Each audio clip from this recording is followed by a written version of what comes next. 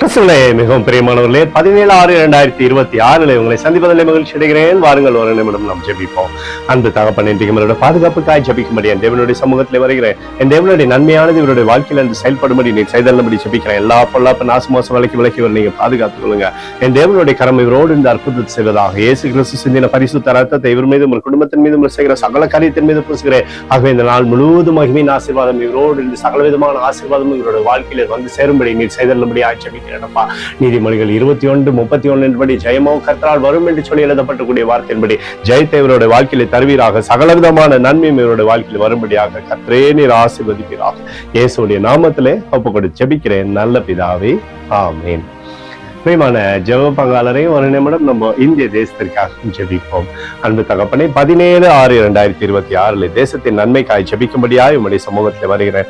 இந்திய தேசத்தை நீங்க ஆசீர்வதிக்கும்படியாய் ஜெபிக்கிறேன். ஆசீர்வதிங்க.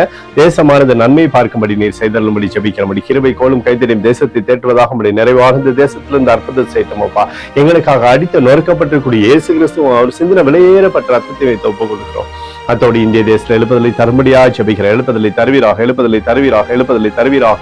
எழுப்புதலை எங்கள் கண்கள் பார்க்கும்படி நீர் ஆசீர்வதிக்கும்படி ஜெபிக்கிறேன். நேற்றும் இன்றும் என்று மாறாதவராகிய இயேசுவின் நாமத்திலே ஒப்புக் கொடுத்து ஜெபிக்கிறேன் நல்ல பிதாவே, ஆமென். பிரியமான ஜெப பங்காளரே, ஆண்டவர் நம்மளுடைய ஜெபத்தை கேட்டிருக்கிறார். இந்த நாள் முழுதும் கர்த்தராகிய இயேசு கிறிஸ்துவுக்குள் நீங்கள் வளரும்படி உங்களை வாழ்த்தி ஆசீர்வதிக்கிறேன். ஆமென்.